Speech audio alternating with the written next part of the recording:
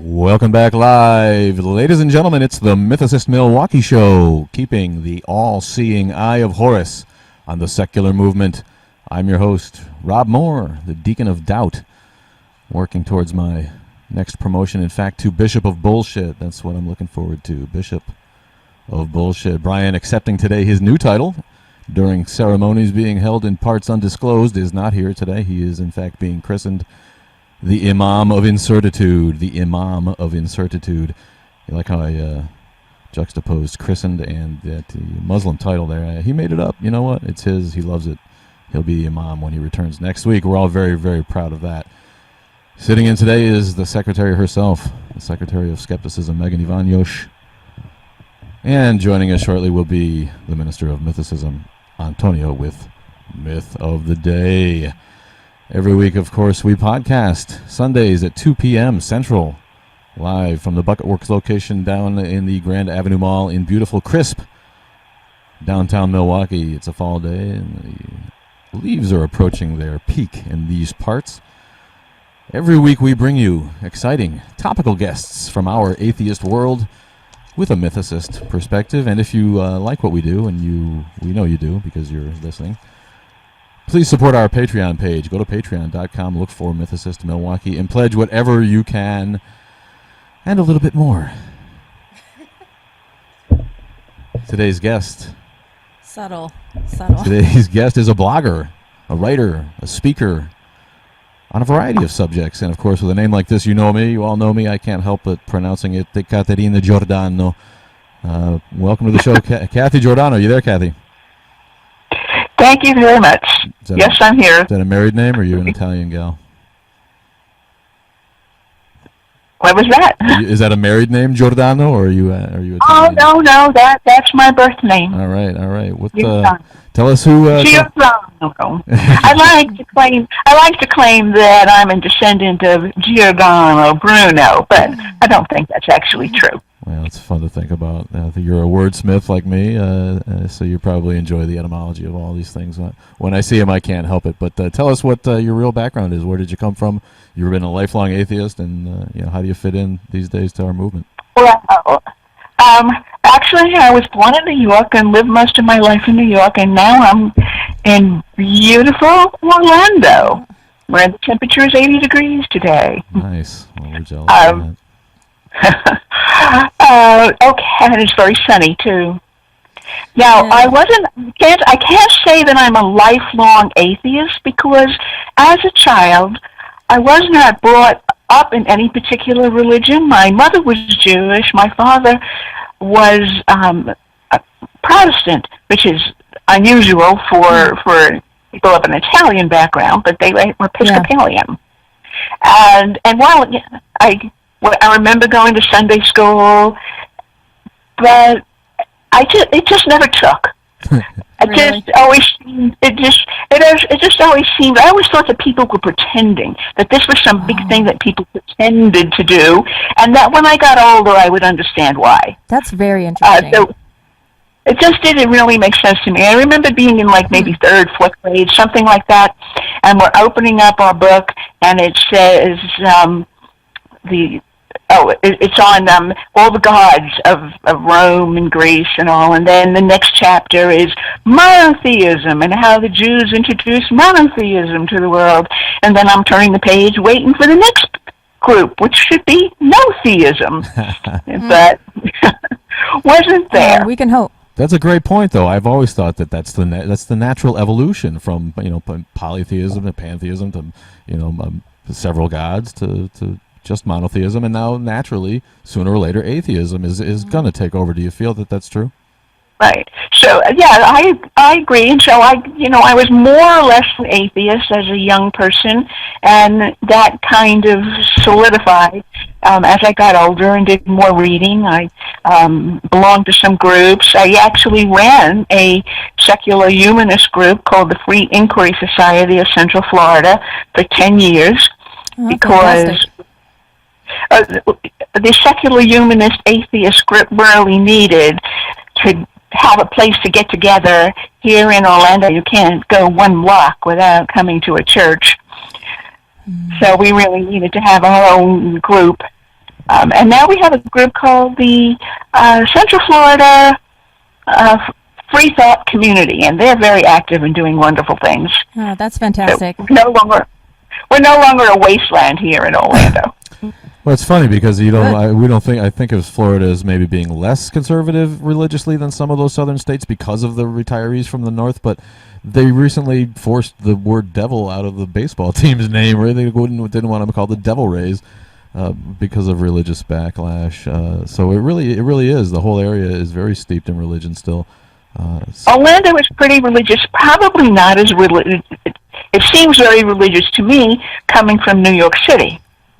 Okay. But probably not as religious as it is in probably other places in the South. Maybe we're kind of in the middle range. Okay. Your accent's killing me. That's where specifically are you from in New York? And are you a Mets fan? I know. I was born in the Bronx. Grew up in Brooklyn, and then did some more growing up in Queens. And when I got out after I finished college, I went to Manhattan, and so I got all the boroughs covered except for one, Staten Island. Oh, you don't need to live in Staten Island. I lived there for a year myself as a Coast Guard brat, and you're not missing anything at Staten Island. Yeah. Well, I'm kind of stuck with this accent, which is really not so good when you want to do public speaking and have a career as a speaker. To have this, What is the reaction? To have that kind of bland voice. What is the reaction to your accent? What do you think it portrays? The reactions to your accent. You said you shouldn't. You don't want it when you're speaking, but what do you think having a New York accent or your accent specifically says about you, or people think about you? Well, the one thing people laugh when they say, "Where are you from?" New York. Oh, I knew it. Okay. You can consider it an icebreaker. Yeah. But I would rather that I just had a accent voice, but I'm stuck with it. Well, tell us about your career change, if you will. I understand you led the recession kind of led you out of your career in marketing, more or less. Tell us what. Right. I did market research my whole life, my whole career, I started when I was still in college, working as an interviewer and a coder, and eventually in 1990 I started my own business called Answer Search. The recession came along and slowed things down, so I discovered Toastmasters. I finally had time to do some of these things that I never had time to do before, so I went there and just said, hey, I've got a knack for public speaking. Now, when I was doing the public speaking, I was writing speeches, which led me to writing, and I started writing essays. I had a few essays published in anthologies and in periodicals, and some fiction and some poetry as well. And then that led me to starting a blog, and that led me to writing for Hub Pages, which is a writing platform that kind of simplifies everything for you so that I don't have to deal with the geeky stuff. Yeah, I just do the writing. You have a really great variety of pieces up there, and a lot of Jesus myth, I noticed. I wrote on a variety of topics. They say just write on whatever interests you, and it really helped me to hone my writing skills. I would write about famous quotations, and for a while I was doing a whole series on grammar.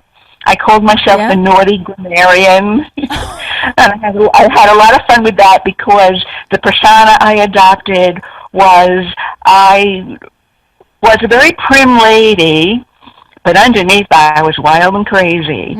And I was writing a very erotic romance novel. Your phone's breaking up. To illustrate the grammar points,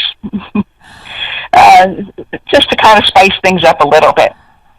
And then I discovered I did a few things on religious themes. I wrote about Buddhism because I'm interested in that. I'm not a Buddhist, but I think it's a very interesting philosophy. Yeah. I wrote about Unitarian Universalist, which I am.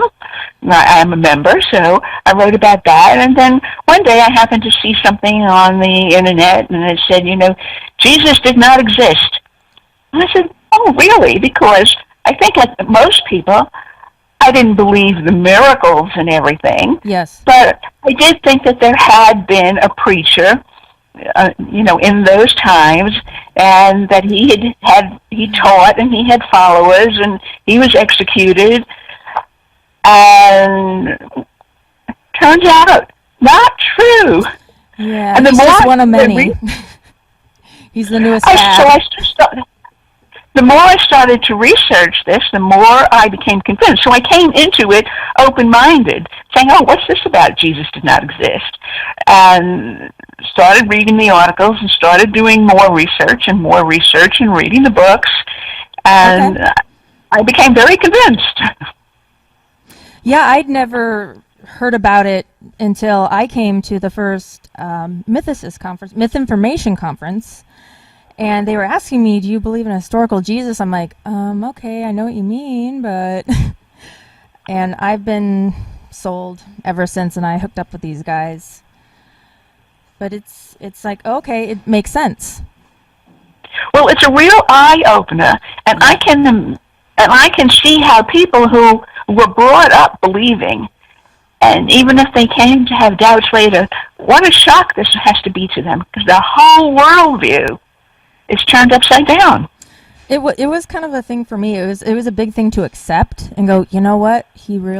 This guy really didn't even exist. I thought he was kind of modeled after a type of man that existed in those times, but I'm like, yeah, nope, it's just another story.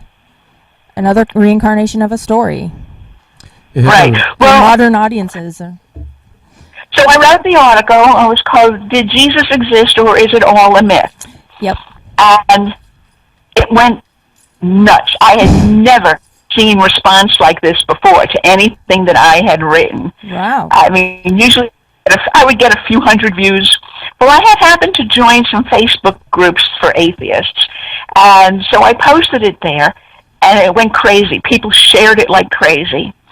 Good. And I got like about 20,000 views the first 2 days, which is maybe not a lot for some people, but it was like really a lot for me, because usually I would get more like 100, 200 views. Sounds like a lot to me. Yeah, I mean, so think about it. Oh, sorry, go ahead. Yeah, well, now I'm getting up to about 35,000 views. It's slowed down. But, so they have a total of 35,000 views over a period of about 4 months. Now, is there a lot of negative comments, or what's the reaction mostly? Oh, yes. I had to develop a very thick skin. I was new to this, and people on Facebook like to be nasty. Some of them, at least. Some of them told me, some of them, were very complimentary and said I had done a wonderful job on this essay, but others wanted to be negative. And then some apologist website got a hold of it. And, did they tear into me? I read like about the first paragraph or two, and then I couldn't read any more of it because it was so damning. Eventually, like a few months later, I went back and read the whole thing when I was a little less tender. Yes. I developed that thick skin so I could listen to this. But they did provide the link. And I have seen in my stats that I get views from that link. So all's well that ends well. Don't you take solace from the fact that the fact that they get so upset about it really is it talks to their sensitivity and their insecurity on the subject, and not really an attack on you. It's just kind of them lashing out, don't you think? Yeah, well, eventually I developed that attitude, but the first few times you get attacked, yes, ugly. It's not used to it. I'm not used to that. But eventually I said, okay, well, this is more about them. They feel very, very threatened. Yes. Oh, and then there's people, you make a comment, and so I respond to the comment. And then they come back, and they come back, and they come back. And I say, I think that maybe you really shouldn't read my posts because they're upsetting you. But no, I write another It's one, amazing. and they're commenting and commenting and commenting. It's like a few of these people have made it their life's work. They've got to prove me wrong. It's sad, isn't it? And eventually I stopped responding in the hopes that that would kind of, make them go away. They would just lose interest. No, they just keep more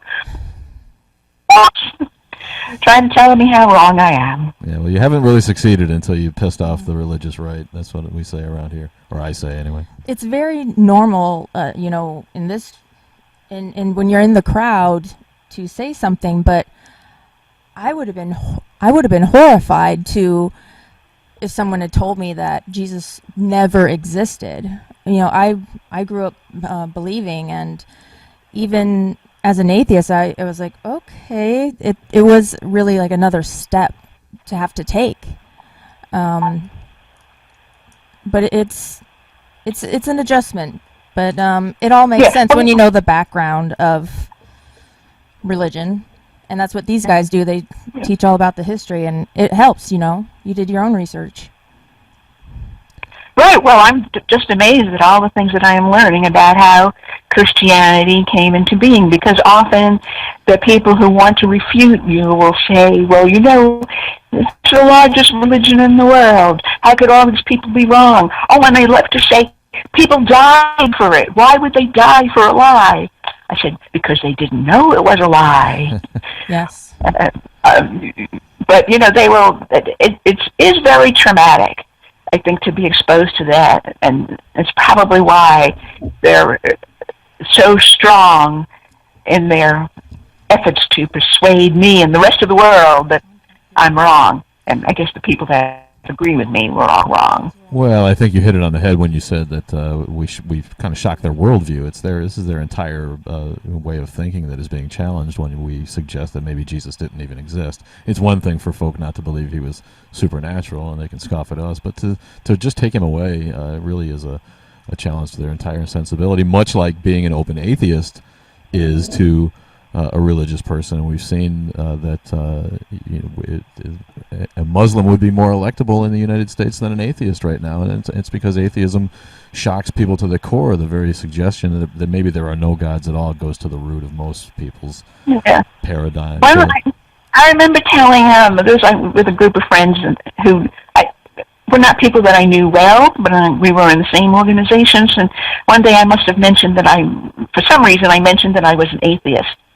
And this man looks at me. He's absolutely shocked. He absolutely turned pale. He said, "But Kathy." I said, okay. So, I mean, it is absolutely unbelievable to some people that there are people who do not believe. Yeah, and part of building that community is part of what we're all about. Would you call yourself a popularizer of the mythicist position at this point? I would say so, because I feel like what my talent is that I'm a good writer, and this is based on long years of market research. In market research, I would have to take reams of data, figure out what were the important messages in that data, and then present them in an organized, logical fashion and show what it meant. And so that's what I'm doing now. When I write on religion, I take all of this data and try to make it accessible to a person who doesn't know very much about things like the history of religion. For instance, now I'm just finished reading Richard Carrier's book on the historicity of Jesus. Okay. And I have to say, the footnotes have footnotes. I mean, that is a really difficult book to get through, I think, if you do not have an academic background. It's like it's like a 4,000-page book, isn't it? It's a giant tome. It's huge. It's 600 pages. 600 pages, with footnotes that are like a page and a half long. But I chose it because I thought it would be very comprehensive. But now I would say I would not recommend that as the first book to read. Maybe not. Well, It's very soft. So what I try to do is just extract the main themes and write them in a conversational way, in a logical, organized way that people can enjoy reading and begin to understand the issues. Yes, a little more accessible without being a scholar yourself. I get it. Yeah, they're very well written and clear. Oh, you've been reading some of my essays? They're very clear and well laid out. I posted a few of them, but it's for a wider audience and someone who isn't going to take the time to learn all about it, but just it's another voice making someone familiar with it, so it's not the first time they've heard it. The writing's great, so I recommend it. I plan to do more in the series. I want to do more about Krishna, Buddha, and Jesus, and the similarities there, whether or not. So I'm researching that topic right now. I also was very surprised to learn that there were really many different themes in early Christianity and of the nature of Christ. Some thought he was totally human, but then God chose him to be his special messenger. Some say he was totally divine and, came to earth for a period and then returned to the heavens. And some say it was a mixture of the two. So he was like half God and half man. That's what I thought. That was my pick. When I was a kid, when I believed. Well, now that I've studied mythicism, I understand that in the earliest times, when Paul was first popularizing Christianity, he was thinking of Jesus as purely a celestial being, kind of an angel of sorts, who resided in outer space, or what we would call heavens. There were various levels of the heavens, and his resurrection, his death and resurrection all took place up there in the heavens. But it was nonetheless a symbolic atonement for the salvation of mankind. But never happened on earth. A celestial being solely, and we've heard, of course, those of us familiar with the movement and the mythicism itself have heard this before. And I think Fitz's book does the same thing, where he kind of takes these grander themes and scholarly research and kind of encapsulates it for the wider audience, the lay reader, as it were. Is that more or less what you do? Yes, I would say that's what I'm attempting to do. Just trying to take a little piece of it, one little bit at a time, and present it in easy to read, logical, organized fashion, so that people begin to get the idea of it. Eventually, when I have enough of these essays, I probably have covered the topic. But to study this, there is so much. I mean, scholars have devoted their entire lives to this topic. I mean, I want to study all of mythology, and then I want to study everything about the Bible. One thing about not having really been brought up in the church is that I don't know the Bible as well as other people might, as well as you might, because having been brought up in the religion. So I tried to read the Bible once, but it was very, very boring. Everyone's kidding themselves when they say they read the Bible every night. It's like, you really? Well, that kind of makes sense, because maybe if you read just one verse or two at a time, it's digestible. But I tried to get through like a whole book, and I couldn't. She's Catherine Giordano, writer, blogger, and speaker, public speaker, motivational speaker, and elsewise. You're listening to the Mythicist Milwaukee Show, receiving support from Craft, the Kenosha Racine Atheists, and Free Thinkers, as well as the atheist community of Milwaukee. Check out their podcast, Design Flaws. Tell us about Unitarianism, Catherine. Well, it's Universalist Unitarianism. It began in Europe about 400 years ago, and it was a Christian sect. The Universalists said that everyone goes to heaven because God would not be so mean as to send people to hell. And the Unitarians said that they did not believe in the Trinity. So that was the distinction between the two. They said there's just God, there's not Jesus and the Holy Ghost, it's just God. And they were very persecuted for their beliefs.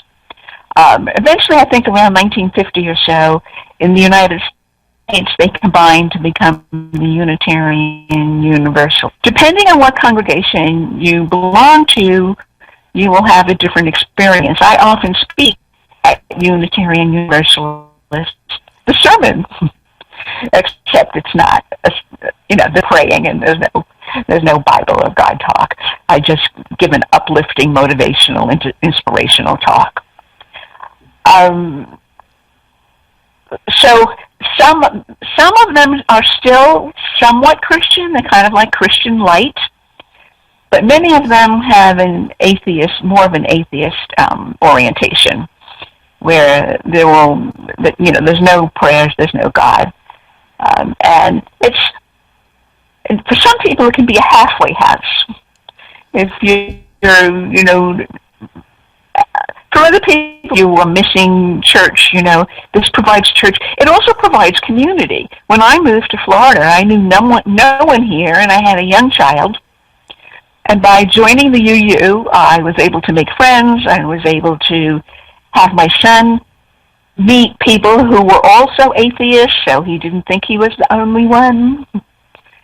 And so that, and also the talks are often very intellectual, so it's stimulating and very nice people. So it's a quasi-church, I think of it that way. Halfway house, I love that. That's a great way to describe it. I think it was the halfway house for a lot of atheists on the way to atheism. Perfect. Don't you? Perfect description. I remember going into a Unitarian church for a secular group, and there were pictures of Jesus up, and I was kind of surprised, but we're here in the Midwest, so maybe we have more of the Christian light. Yeah. Well, from what I've heard, that the New England groups tend to be more Christian, but again, it can vary. We have two UU congregations here in Orlando, and the one I belong to is the more atheistic, but the other one is still, I think, somewhat Christian light. So, I think you're right. Your experience from church to church varies, and with whoever's in charge, the minister sets the tone. Also, see, we do not have a minister.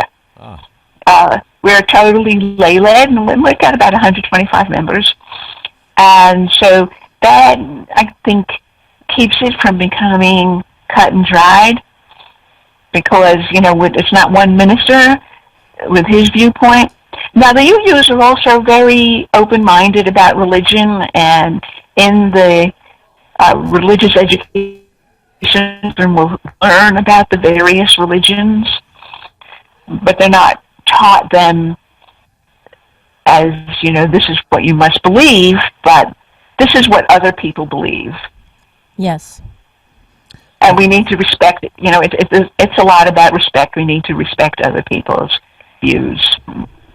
Well, I think it replaces the community, most importantly, for people who miss that sense of sort of spiritual gathering, togetherness with your fellow man. And I always the Universalist Unitarians seemed like the modern deism to me, where they figured there was a loving creator in the background that really didn't have much to do with the goings-on of modern life here on Earth, but was sort of there and benignly caring about us, and like you say, letting everyone into heaven, because come on,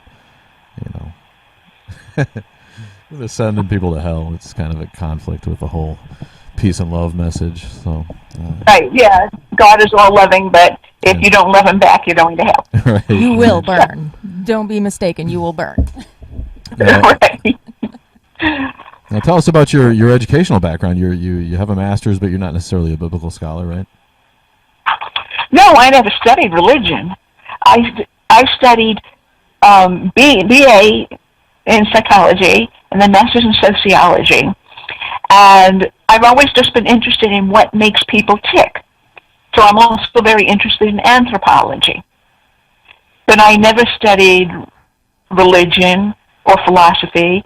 Now I'm doing it as self-study, but not when I was in college. And I think that I can take a sociologist's viewpoint and psychologist's viewpoint when I try to understand how the myth of Christianity became established, and what was going on at the time. And I think I would call it like a perfect storm because of the politics, the commerce, and the religious fervor of the times. The Jews of that era were having a bit of a problem with the establishment, it seems, with the ruling caste, the temple in Jerusalem. And that was what gave birth to the idea of having a savior, Jesus Christ. And by the way, I found out that Jesus means savior. And Christ simply means the anointed one, or the Messiah. So by having this this kind of mediator up in heaven, and his death and resurrection became symbolic, so that the people no longer had to go to the temple and perform sacrifices every year, but now they could just be saved once and for all through the death and resurrection of Jesus Christ. But it all happened in the heavens, not on earth. But as it came to be popular, now Paul was sent out, I guess, by the powers that be in Judaism at the time to persecute these groups because they were, in a way, political enemies. But he had a vision, a revelation, and he came to become a follower of Christ. But he totally believed throughout his life that this all happened in heaven. He never once spoke about any of the things that you will read in the Gospels.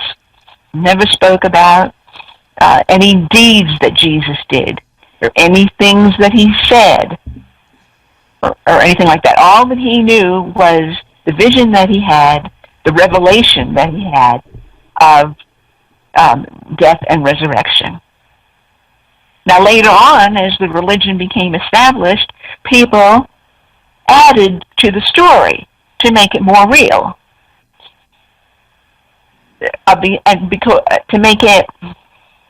To tell parables, allegories, to illustrate points. And eventually, people forgot that they were just telling allegories and started to treat Jesus as a historical figure. This is it's pretty. It seems. I think you're right. When you look at a situation, you tend to be able to encapsulate the greater points of it, and kind of filter it down for the common folk. Yeah. Well, the Romans were pretty cool with religion. You could have any religion you wanted. And in fact, people often worshipped many different gods. They didn't just belong to one group. But you had to acknowledge that the emperor was God, was an incarnation of God.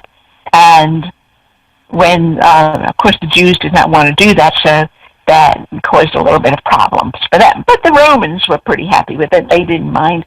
The emperor was just another one of the gods. The mystery cults were very, very popular then, and they were called mystery cults because you had initiations into them. It was a secret society, and you were initiated into it. They were doing baptisms. They were doing communions of bread and wine, where the bread and wine were the symbolic body and blood of the God that they were worshiping. And these things slipped into Christianity when Christianity began to take hold. But in the beginning, it was just another one of the religious cults of the time. You mentioned social anthropology, and I've always thought that really mythicism and what we talk about really is just a branch of social anthropology. So it fits in psychology, it fits right in with what you studied. So it's no wonder that you were attracted to it. Do you think that this sort of knowledge should be imparted on children earlier in school? The atheism part? Well, the mythicism. We study Greek mythology a little bit. We study Norse mythology. Don't you think elementary school children should be exposed to the real origins of world religion? And people accept it as religion because people still practice it, when those of us on the outside, I think rightfully look at it as all mythology. Yeah, I would love if they taught comparative religion, because you then begin to realize that if all religions are true, then no religions are true, because each religion claims that it is the true religion. So they can't all be true. Therefore, none must be true. But it's not taught that way. You read about the Greek and Roman myths, you're taught those, and you're taught, like, oh, well, those were the ancient people, and they had these silly ideas. And never once is that theme, motif, whatever, applied to current day religions. When really, it's pretty much the same thing when you think about it a little. We just don't see it because we are inside it. Mm-hmm. I mean, it's the world that we live in. It's all around us, and so it seems natural and normal. Kathy, you whereas write... if you were to be... Go ahead. You write TV reviews, and you review Bill Maher and other TV shows. Yes. How did you get started doing that? What were the first programs you wrote about when you started doing that? Because that's pretty neat. Something. Yeah, I really like it. It gives me an opportunity to sound off, because while I review Bill Maher, I give my own political opinions as well. Yes. I agree with what the guests are saying or disagree with what the guests are saying. And I just kind of fell into that. I said, what do people like? I'm going to write a blog about something. What do people like? People like TV. Okay, I'll write about TV.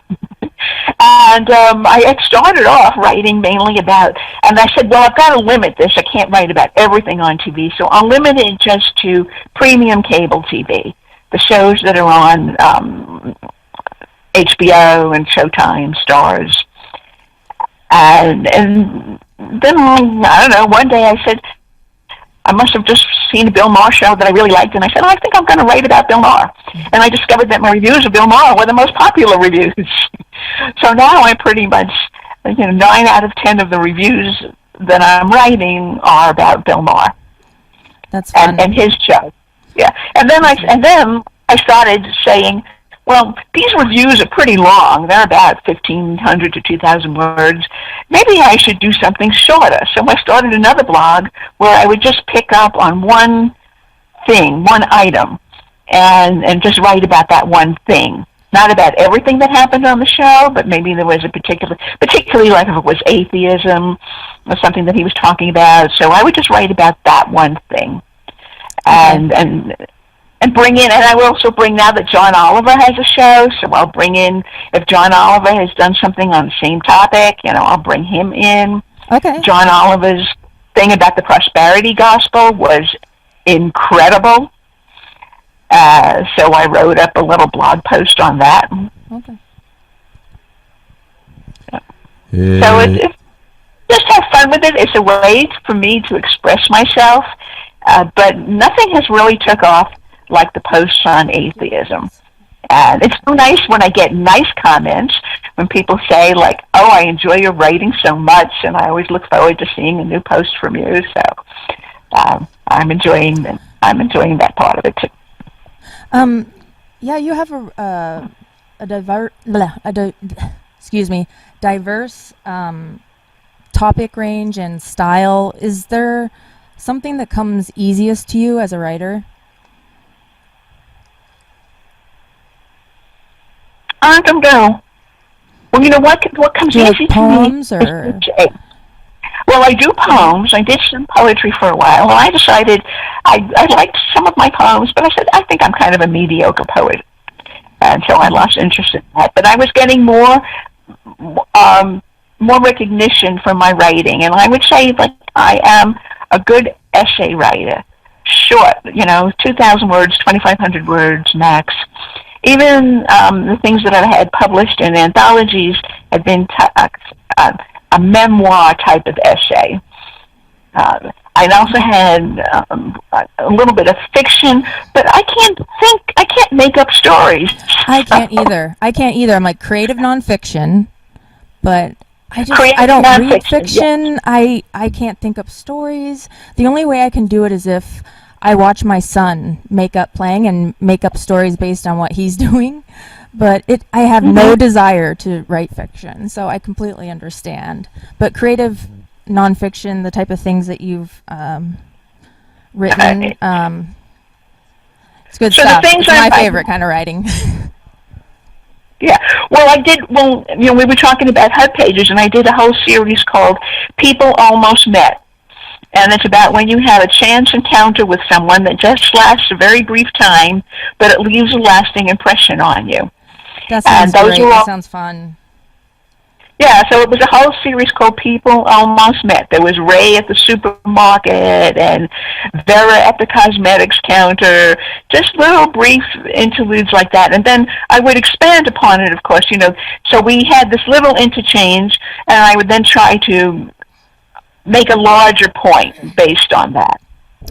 Last week, or was it, the week before, we had a atheist children's author on, and she had some really cute ideas for a series like Veggie Tales. What was her name? Courtney. What was her last name? What was her last name? Courtney. It escapes me too now. You had to bring it up, didn't you? Sorry, but she's lovely. She's in Pittsburgh. Courtney Lynn. Yes. Mm-hmm. Yeah. That's interesting. I mean, one thing I know with my son, I had to tell him, I said, religion is private. We don't talk about religion. Because I'd be riding in the car with his little friend, and he'd start saying atheist things, and the little friend is going like, what? Okay. So I had to say, okay, we don't, it's not a good idea to talk about religion. Religion is personal. Yes, and that's why I'm not too sure about atheist stories for children, because they go out and say things, and kids, I've read stories about kids in school, getting into major trouble because they said something atheistic. You're listening to the Mythicist Milwaukee Show. We're talking to Catherine Giordano, atheist writer, blogger, and speaker. We want to get to our featured segment of Myth of the Day in a moment, but I want to remind everyone that Mythicist Milwaukee is the producer of Batman and Jesus, coming to theaters soon. Retelling of the Zeitgeist foible, if I may, coming next year after, in production now, and we're all very excited about that, as we are excited to have our co-founder Sean Frasick, in fact, surviving rats and hyenas and other things in Africa, to have come away with a new partnership with Harrison Mumia of Atheists of Kenya, a really important effort in a region of the world where indoctrination is the norm, and Sean has scary tales of how little kids are really just dumped into a vat of indoctrination as soon as they enter schools, and everything that they do is tied to professing belief in the Christian myth. So we look forward to hearing the scary tales of that, and also having Harrison on the show and forming a partnership with Atheists of Kenya. So look for them and their web presence and support. And as I said, it is now time for Myth of the Day. So here is our Mythmeister himself, Antonio, with Myth of the Day. Hello, and again, thank you, Ms. Giordano, for being on the show today. Today's myth, in connection to your telling of how Jesus was up in the sky and not here on earth originally, I will discuss Virgo, the constellation. So, the Virgin Mary is the constellation Virgo, also known as Virgo the Virgin. Virgo is also referenced to as the house of bread, and the representation of Virgo is a virgin holding a sheaf of wheat. This house of bread and its symbol of wheat represent August and September, the time of harvest. In turn, Bethlehem, in fact, literally translates to, quote-unquote, house of bread. Bethlehem is thus a reference to the constellation Virgo, a place in the sky, not on earth. Now, that quote came from Zeitgeist, the movie Part 1 from the companion guide, but some other pieces of information that tie into this is that Aviram Oshri, a senior archaeologist with the Israeli Antiquities Authority, he states, there is surprisingly no archaeological evidence that ties Bethlehem in Judea to the period in which Jesus would have been born. That is another interesting issue because of the historicity of Bethlehem itself, as there is continued debate as to whether or not this town was occupied at the supposed time of Christ's alleged advent. And that is today's myth of the day. Thank you, Antonio. Go ahead, Catherine. Very interesting. I learn new things all the time. The more I research and study this, it's really fascinating. I've just become fascinated with this topic. Like, how did this all happen? Yes, this is... And it is true. What happened? Go ahead. These are a smart bunch of guys. I am so glad to hang out with them. They know all of this.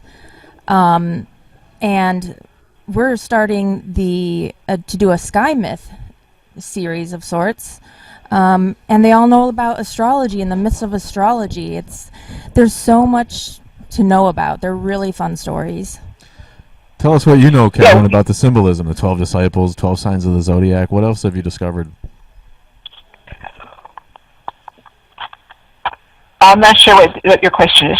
I just want you to continue talking about some of the allegories that you've uncovered and some of the interesting... I decided to write an essay on the correspondences between the mythological characters, the Greek and Roman myths of the time, and the story of Jesus. And if you're on the internet, you see these charts all the time, and it says... Mithra, Horus, born of a virgin, born December 25th, was baptized, had 12 disciples, and they give this whole chart of showing all of how these mythical characters had the same stories as Jesus. And that is true, but I also found it's not totally true. They're stretching the truth a little bit, and I had a really hard time discovering what parts were really similar and what parts were not. So many of the gods at the time were associated with the sun and were sun gods. And so many of these myths are very, very old. So they were thousands of years old at the time that Jesus supposedly lived. And so therefore they had many, many variations, and many different gods were melded into one or separated out, and Horus was the son of Osiris and Isis, but he also they all had miraculous births, and sometimes they were Horus is reincarnated as the pharaoh, and then when the pharaoh dies, he becomes Osiris, and then the new pharaoh becomes Horus, and it's all very, very confused. There were many of the myths, but there were many of these gods that would die and be resurrected, and some of them repeatedly. There were very many correspondences between the Greek and Roman myths and the story of Jesus, and it seems that because the Greek and Roman myths were familiar to the people of the time, by making the Jesus story similar, it made it easier for people to accept the Jesus story and become Christians, because it was nothing new. It was just something that they were already familiar with. What you're talking about, of course, is exactly what we're getting at with the new film Batman and Jesus. Is trying to sort out exactly what are real parallels and what maybe was sort of stretched and only makes sense in terms of the modern language that we use, puns that don't really mean anything further than that. Right. The sun and the son of God and the son, and a sun god. Is only a pun in English. the word for son and the word for your male offspring is coincidental. Jude has different. It's just coincidence, but people will bring that up. People will also bring up that Jesus couldn't have existed because the Hebrew language doesn't have a J in it, and say, well, we spell Jesus. It doesn't matter how they spelled it. I'm talking about the entity who has come to be known as Jesus, whatever he was called, or however the name was spelled at the time. So people will often, try to stretch things to prove something, and they're not proving it. There's one thing that I did want to get to before we finish today, and that was, why does it matter whether or not Jesus exists? Good. I was just going to bring that up. Go ahead. Because often people will say to me in their comments, well, what does it really matter? Why are you knocking this? Why are you trying to tear it down? It's a good thing. It serves a good purpose. It gives people an identity and a community, and it teaches them to be good people. So whether he existed or not is not important. And there are Christians today who will say that I call myself a Christian because I follow the teachings of Jesus. I would amend that to say I follow the teachings attributed to Jesus. And I don't have to believe in any of the miracle stuff or anything to still be a Christian.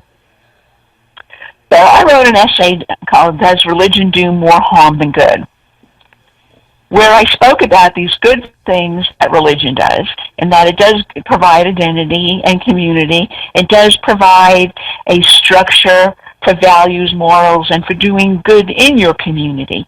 But all of those things can be obtained without religion. So why does it matter whether or not Jesus existed? To me, it's because truth matters, and the use of reason and critical thinking matters. That's right. It's because... I'm sorry? I said that's right. Okay, right. And what I feel is that when you allow yourself to believe in a myth, you have to destroy your critical thinking and your rationality. You have to... religion has to exist outside of that sphere. Also, religion has been responsible for a lot of killing. Many wars are done because of religion. So people kill and people die because of religion, but they don't kill or die for a myth when they know it's a myth. No. And I think, if people want to be Christian because they believe in the ideas and the morality that's taught or whatever of Christianity, I think that's one thing. But if you want to take it further and believe in the miraculous parts and believe, outside of rationality, then you leave yourself open for many bad things and to be exploited. Because there are many people out there, I talked about John Oliver doing that segment on his show about the prosperity gospel. And people will be giving their time and their money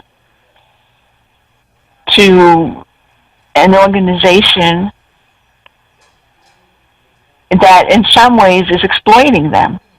And they could be doing the good works that they do through their church, through a secular organization, and none of the resources get diverted. That's right. We all just need to follow the golden rule, and it's that simple. Personally. Exactly. But I gotta have 2,500 words, so I need more than the golden rule when I'm writing an essay. You got about 5 minutes left, so tell everybody where to find your stuff. What's your website? What's your blog? What's the best way to find Catherine Giordano's work? Well, when I started the speaking and writing, I put up a website called www.talksallabout.com. And so that's the main page where you can find links to everything else that I do. The blogs that we were talking about, we have premium cable reviews, .blogspot.com, because I do it on Blogspot. And we also have Bill Maher Rules for Real on Blogspot as well. It's sometimes hard to come up with names that haven't already been taken. It is. And then when I write on hub pages, it's just Catherine Giordano, Catherine spelled with a C, Catherine, Giordano, Giordano, .hubpages.com. And that'll take you to a profile page where you'll find a list of everything that I have written. And if you go to my website, you'll see a list of the books that I have written, as well as the books where I've had an essay or story published. Outstanding. Give us the Bill Maher one. Is it billmaherrules.blogspot? Yeah, Bill Maher Rules for Real. F-O-R, not the number. For Real. .blogspot.com. Outstanding. What's I get to do all the things. When I was a little girl, I wanted to be a writer, and now I am. So life has a way of circling around, bringing you back where you started. What advice would you give to writers starting out, then, based on your experience? Write. Just keep writing. I keep a file. Whenever I get an idea, I write it into the file, because otherwise you forget your ideas. So I think it's really, I have about a file now. It's got about 20 ideas in there for things that I want to write. And then just keep writing, and you will get better and better the more you write. Join writers groups. That's also, I've been a member of several writers groups where you meet once a week, once a month, whatever. Sometimes you get together and write. Sometimes you just get together to share resources, to share ideas. But are you rooting for? I just had a talent for writing. I like writing, so it comes easily to me, as long as it's not fiction. You rooting for the Mets, or are you a Yankees girl? I'm not really very involved in sports. No, pay attention to baseball. All right. No. So of course, it's Cubs territory. I would rather play than be involved in professional sports. I'd rather be writing than watching a ball game. There you go. You heard it here. It's the Mythicist Milwaukee Show, and we've been speaking with Catherine Giordano, and thank you so much for joining us today. We're going to wrap it up now. Why don't you do us a favor and stay on the line afterwards, and we will chat for a second. And who's next week's guest? Join us for Julie Khalaf, right? Is that how I pronounce Julie Khalaf? Again, connected to the plight of the Yazidi, a topic of interest of ours that we've been revisiting over and over again. The poor people trapped on Mount Segal in northern Iraq. So join us again next week at 2 o'clock Sunday, and we will see everybody then. Thanks, everybody. Bye.